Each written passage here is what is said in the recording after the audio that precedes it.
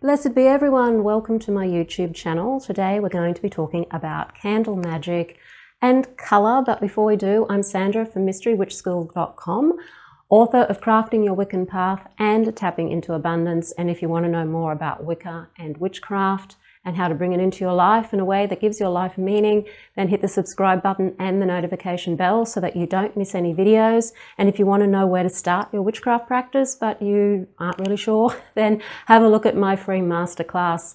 It is a video that takes you through the basics of what you need to know and how you can pace yourself along the way.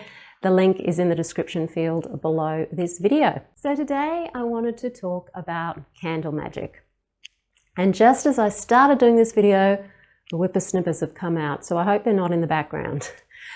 Candle magic is by far probably my favorite type of magic. There's something about the fire and the candle and the burning down and the chanting that just seems to really get me more motivated and focused than some of the other types of magic. Everyone's going to be different. Some people are going to have different types of favorite genres of magic than others. But candle magic is an old favorite, and it's definitely a favorite amongst witches. There's a lot to do with candle magic. I'm sure that you have seen many videos on YouTube and read a lot about candle magic already. And sometimes it can be a bit confusing, because there's different colors and there's different ways that you can work with candles. There's different types of candles. And then there, of course, there's how do the candles burn down, and is there any truth to the candles burning down in a certain way or the flame flickering in certain ways to the effect of your spell. So today I just wanted to talk about the basics of color and candle magic and how you can work your candle magic even with just a white candle. Traditionally, back in the day when there wasn't a lot of dyeing of candles or coloured candles around, people just used candles. They'd use maybe beeswax candles, or they'd just use paraffin candles. They would be white generally, and they would use the white candles for pretty much all of the spells and all of the magic. So colour wasn't necessarily something that would have been used a lot in the past, but it's something that's used a fair bit in the modern day. So if you've seen a lot of traditional witches on YouTube, you've probably noticed that they tend to use white candles. And whereas when you're reading books about candle magic, there's all the different colour correspondences. So what's the difference? Do you need coloured candles? Are white candles okay? Again, it all comes back to you, because the magic is not in the candle. The magic is actually in you and your relationship to spirit and the energy of the universe. The candle is a tool, much the same as a hammer is a tool.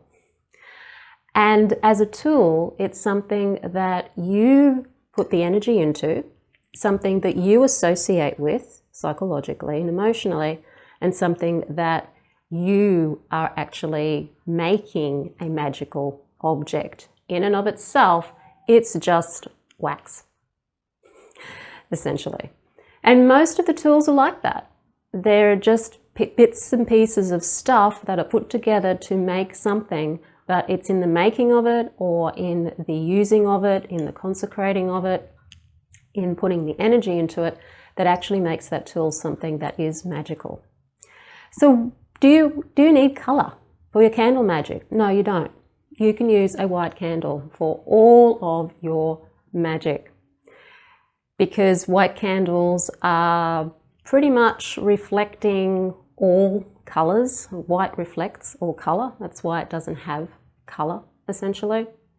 So it's associated with all colours in many ways as well, much the same as black is associated with all colours, because it absorbs all colour and doesn't reflect any colour. So if you've got white candles only, then use a white candle. What you can do with your white candle to connect it to the correspondence of your intent is understand that there's different things you can do with your candle. You can inscribe your name into a candle, or if you're doing the spell on behalf of someone else, their name into the candle with a pin or something sharp. You can put planetary symbols on your candle to connect it to the energy of the planets. You can put runes on your candle to connect it to the runes. You can put any symbols or sigils on your candle to connect it to your intent. And that way you're dressing the candle with your intent and with a correspondence that's not necessarily a color. You can roll your candles in the herbs, and this is something that's done a lot traditionally, where you get your herbs onto maybe some alfoil or some surface, and then just roll the candle in the herbs as they're crushed up. You will need a little bit of oil and dressing your candle with the oil to help the herbs stick to the candle. But that is another way of connecting your candle to your intent, because, for example, if you've got a money candle and you're wanting to bring in some money, you can roll your white candle in some cinnamon. Just use olive oil or kitchen oil, dress the candle, and then roll it in the cinnamon, in the bay leaves, in the basil, or a combination of all three. And that is a way that you have then monified your candle and put that energy of money and that association with money in your candle. And you can do that with any of the correspondences. If you want to use traditional or essential oils, you can pick your oils and dress your candle in the oils. Now, there's a couple of different ways of dressing candles, and it really depends on how you associate with your intention. Because in some traditions, because you're sending the magic out into the world, a lot of people will dress the candle always upwards towards the tip of the candle, because they're sending the magic out into the world. The way that I was taught was that if you're bringing the magic to you, so you say you're doing a money spell or a love spell and you're wanting to bring that to you, then you dress the candle towards you. So towards the center of the candle, turn it up and dress it back towards the center of the candle. If you're wanting to banish something or push something away, then you would take it from the center of the candle out, and then from the center of the candle out the other end. That's how I was taught. You can experiment and see what works with you. Magic isn't necessarily something that's got a lot of rules. It's a bit like music. Music doesn't have rules, it has conventions, and you can break those conventions if you're skillful. Magic is a little bit like that. There are conventions in magic, but that doesn't necessarily mean that there's a lot of rules. So do experiment with this and see how you go. When it comes to different types of candles, you can use votive candles, you can use your taper candles, your dinner candles. You can use pretty much any candle. You can use tea light candles in your magic. Or your little chime candles here, which are used a lot in spells. It really depends on how you relate to the candle. I personally like my tapers. I like the taper candles. I like them this size. For me, it's probably because this is what I grew up on. I find the chime candles are great because they only take maybe 2 hours at the most to actually burn down. So if you need to have a quick burning ritual because you don't want to leave the candle burning for too long, you don't want to leave it by itself, and we know that with candle magic, traditionally we have to let the candle burn all the way down in a spell, then these are good to use. I have heard some people say that these candles don't have the same power as a larger candle, but remember, the power isn't actually in the candle. The power is in you and you projecting your energy and intent into the candle. So the candle itself doesn't have anything necessarily of its own. Yes, it's vibrating because everything vibrates, but you're putting the intent into the candle, and it's how much intent you put in as to how much energy it's going to burn off. So this candle is still going to burn and still going to flame the same as this candle here. This one will just take longer to burn down. Have a play with the different types of candles and see which ones seem to be more successful for you. Some people get great success on a small chime candle. Other people like to use a larger candle. Again, experimentation. When it comes to color, because we have the beauty of having color now, we've got coloured candles with all sorts of different colours.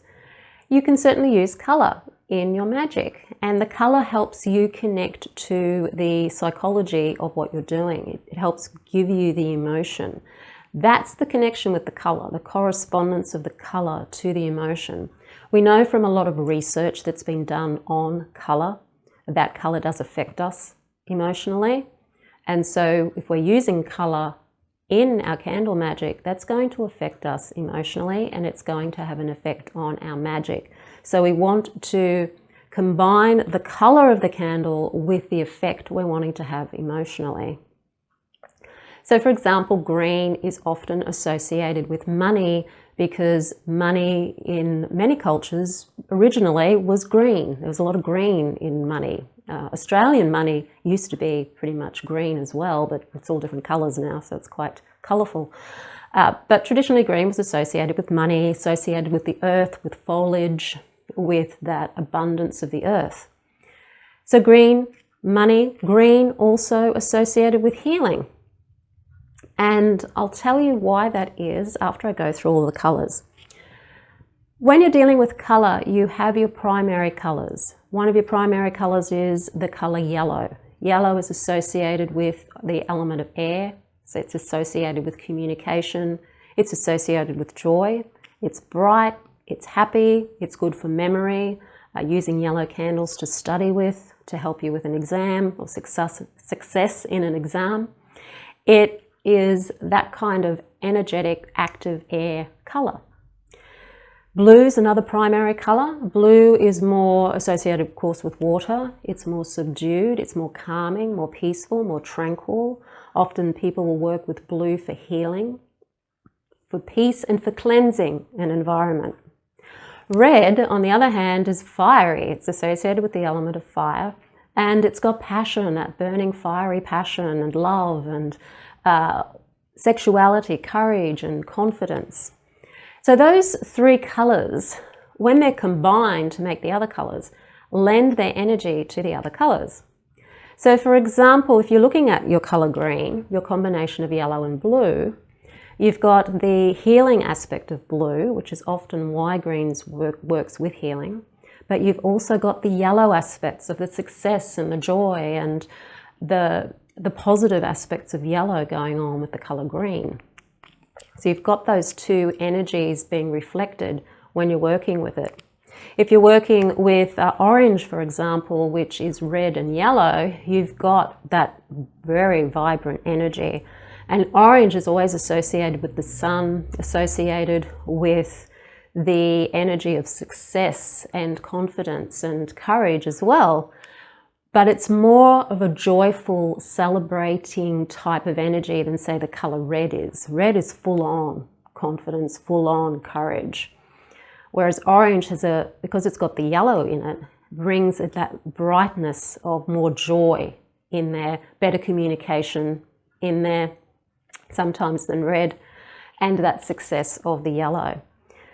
Purple, the combination of blue and red. So you've got the passion of red and the courage, but you've got the tranquility of blue. And so purple has a very calming, uplifting, spiritual energy to it. And it's used a lot for rituals to help us focus on our own inner confidence, our inner courage, our inner connection to spirit. White candles, if you're just going with the color itself, white tends to symbolize purity and cleansing. Black is a color that can be protective and also to banish that which you know you don't want. So all of these colors, think of how you relate to them on a psychological level too, when you're working with them, because that will help you when you're choosing your color to do your candle magic with. When it comes to your flames and the way that they burn down, there's lots of different opinions on that, and I personally don't concern myself with how the candle burns down or how the flame is moving. A lot of the time it can be the mechanics of the candle itself. A lot of candles, particularly if they're cheaper candles, may not burn down perfectly simply because of the size of the wick. and how the candle is constructed. Is there a draft in the room at all? Have you walked past it?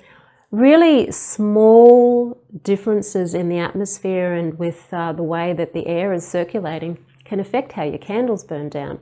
So you need to always be aware of how your candle's burning down and what's actually going on with the candle before you make too many judgments about, oh, my candle burnt down this way, therefore it means the spell isn't going to work or it's not going to do whatever. I haven't found some of that stuff to necessarily be true. So, but that again is up to your own experimentation. I teach candle magic in the Mystery Witch School 101 course. It's module number 5 where we learn magic, and candle magic is where I start people off because it is often a favourite type of magic. So if you're interested in learning Wicca with me, then you can have a look at the Mystery Witch School 101 Academy. The link is in the description field below this video. If you like the video, hit the like button, share it with your friends. Don't forget to subscribe. I'm Sandra from MysteryWitchSchool.com. Blessed be.